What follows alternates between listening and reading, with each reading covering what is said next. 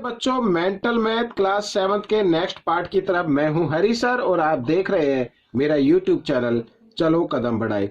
अभी जो आप अपनी स्क्रीन पर देख रहे हैं बच्चों, ये भी मैंने लास्ट ईयर का जो आपकी मेंटल मैथ की क्विज हुई थी डिस्ट्रिक्ट लेवल पर, उसका मैंने ये क्वेश्चन पेपर लिया है और इसको सोल्व करके मैं आप सभी बच्चों के लिए अपलोड कर रहा हूँ। तो प्लीज़ आप इसे ध्यान से देखें और सीखें और दूसरों को जरूर सिखाना है। थोड़ा सा कन्फ्यूजन भरा ये क्वेश्चन पेपर है, लेकिन अगर आप ध्यान से देखेंगे तो बिल्कुल इजी आपके लिए होगा।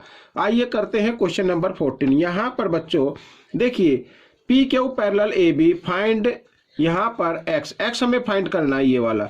अब देखो कन्फ्यूजन ये है कि P Q parallel A B ये दे दिया है, इसका यहाँ पर कोई मतलब ही नहीं है। तो यहाँ पर एक्स, ये देखो इंटीरियर एंगल हो गया बच्चों ए बी सी का एक्स, और हम सभी जानते हैं कि यहाँ पर sum of three angles of triangle is equal to 180। तो x प्लस 52 और डिग्री प्लस यहाँ पर ये बच्चों आगे 68 और इक्वल तीनों का सम 180 के इक्वल। ठीक है, तो आइए ऐड कर लेते हैं। तो यहाँ पर 70 हो गया, 120 हो गया बच्चों ये। तो इस तरीके से हम इसको सोल्व कर लेंगे और x की वैल्यू आपकी निकल गई है। तो इधर जैसे ये इधर प्लस है 120, इधर आकर ये माइनस का हो जाता है। ठीक है, और माइनस किया तो आ गया 60। तो x की वैल्यू बच्चों यहाँ पर 60 डिग्री आ गई इस तरीके से। अब हम कर लेंगे क्वेश्चन नंबर 15। ये इसको जरा ध्यान से देखना है बच्चों। अब यहाँ पर इस क्वेश्चन को करने के लिए देखो, यहाँ पर ए बी और सी डी डी पर मेट करते यानी इंटरसेक्ट लाइन है, ये एक्स वाई जेड की वैल्यू फाइंड आउट करनी है। तो सबसे पहले बच्चों यहाँ पर हम जेड की वैल्यू फाइंड आउट करेंगे। देखो 2z इक्वल है 120 के। ठीक है, ये इस तरीके से।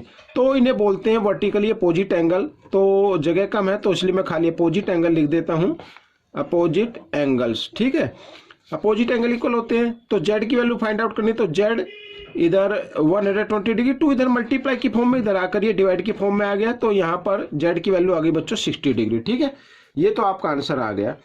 अब यहाँ पर देखो x इक्वल है 3y के, तो 3y की जगह x लिखा जा सकता है, 3y की जगह x लिखा जा सकता है। ठीक है ना।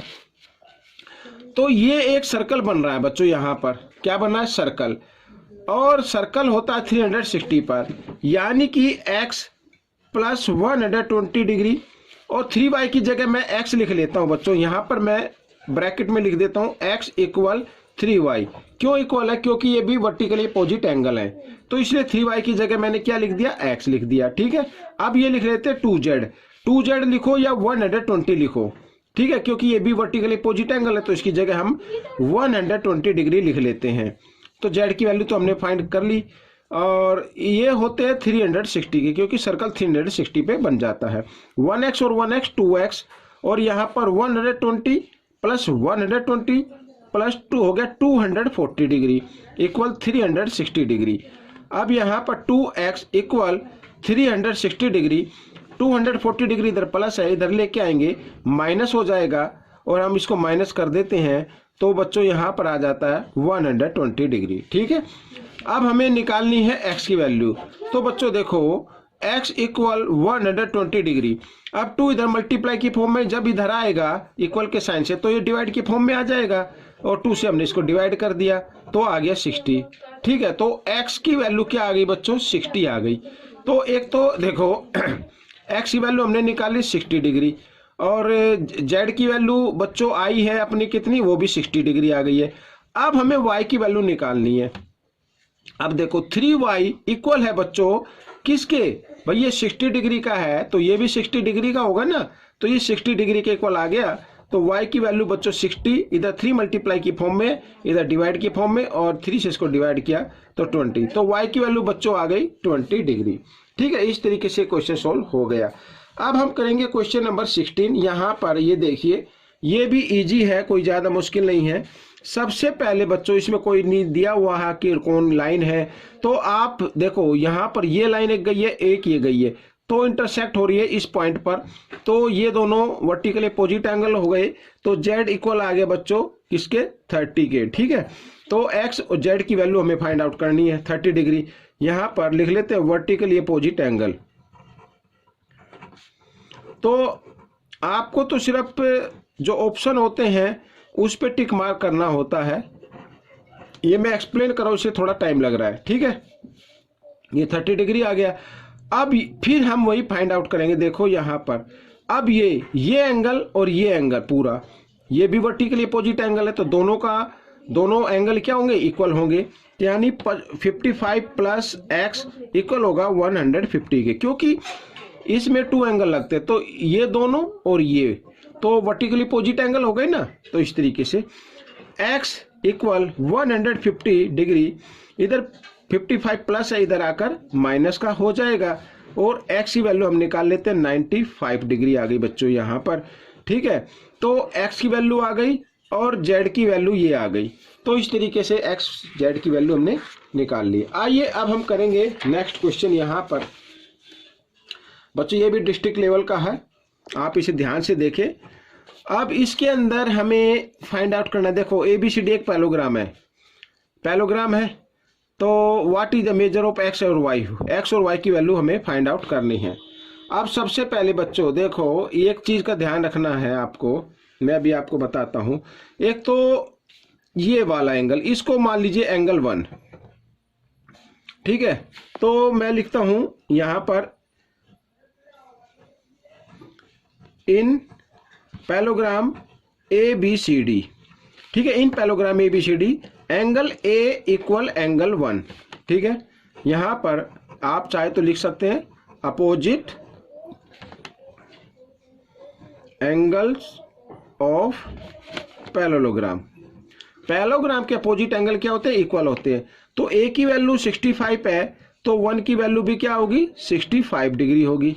अब यहां पर बच्चों एंगल 1 और प्लस y, ठीक है, ये लाइन हो गई एक 180 पे, तो दोनों का सम क्या होगा, 180 होगा। इन्हें बोलेंगे लीनियर पेयर। तो 1 की वैल्यू है बच्चों 65, तो y की वैल्यू भी अब हम निकाल सकते हैं आराम से। 65 इधर प्लस है, इधर आकर ये माइनस का हो जाएगा। आइए इधर लिख लेते हैं 180 डिग्री माइनस 65 डिग्री, ठीक है, इस तरीके से। तो y की वैल्यू आ गई बच्चों यहाँ पर 10 में से 5 माइनस करेंगे 5, और यहाँ पर आएगा 7 में से, ठीक है, 6 माइनस किया 1 और 1, ठीक है, 115 डिग्री आ गई। तो y की वैल्यू आ गई। अब x की वैल्यू निकालनी है। अब आप इसी तरीके से निकाल सकते हैं। देखो इधर मैं निकाल के दिखाता हूं। अब यहाँ पर AB पैरेलल CD, क्योंकि ये पैरेललोग्राम है तो अपोजिट साइड पैरेलल होगी, और ये एक ट्रांसवर्सल लाइन होगी, and AD is a transversal line,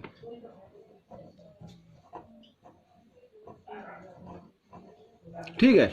तो x प्लस 65, इन दोनों एंगल का सम हमेशा होता है 180, इन्हें बोलते हैं इंटीरियर एंगल, ठीक है। अब बच्चों x की वैल्यू निकाल रहे हैं, तो 180 डिग्री, इधर 65 प्लस है, इधर आकर माइनस हो गया।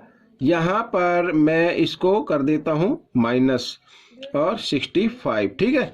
अब यहां पर बच्चों x की वैल्यू आ जाएगी 180 में से 65 माइनस करते हैं तो 115 डिग्री आता है, ठीक है। तो ये x की वैल्यू आ गई। अब हम करेंगे लास्ट क्वेश्चन। यहां पर बच्चों इसमें भी गिवन है AC पैरेलल DG, ठीक है, DG दिया हुआ है, AC पैरेलल DG, और हमें x फाइंड करना है, ठीक है। क्या करना है, x फाइंड। अब सबसे पहले बच्चों मैं आपको बताता हूं, देखो यहां पर देखिए इसको, ये AC हो गया, ये DG हो गया, और ये एक ट्रांसवर्सल लाइन हो गई ये वाली BE। यहां पर B लिखा है, यहां पर E लिखा है, तो ये ट्रांसवर्सल लाइन हो गई। तो ये एंगल और ये एंगल क्या होते हैं, अल्टरनेट एंगल होते हैं। ये एंगल, ये पूरा एंगल और ये एंगल, अल्टरनेट एंगल हमेशा क्या होते हैं, इक्वल होते हैं। समझ में आ गया। और ये दोनों क्या हो गए, वर्टिकली अपोजिट एंगल हो गए। इसका मतलब यहां पर ये जो एंगल E है, इसको हम लिख सकते हैं 130 डिग्री, ठीक है। ये दोनों एंगल, तो वर्टिकली अपोजिट एंगल हम इसको लिख देते हैं, सॉरी अपोजिट यहां पर लिख लेते हैं, अपोजिट एंगल्स। समझ में आ गया। अब ये 130 का है, और साथ ही इधर x plus 65 degree equal angle E। अब कौन से एंगल हो गए बच्चों? इस तरीके से जो मैंने बताया था, ये और ये, ठीक है। तो अल्टरनेट एंगल हो गए, ये एंगल और ये एंगल। भाई ये तो 130 डिग्री का आ गया ना, तो इन्हें बोलते हैं अल्टरनेट एंगल। लिख लेते हैं यहां पर,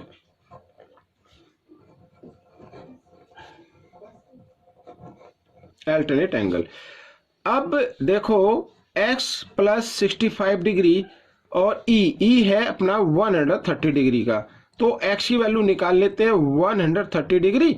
65 x के साथ प्लस की फॉर्म में, इधर आकर ये माइनस की फॉर्म में आ जाएगा।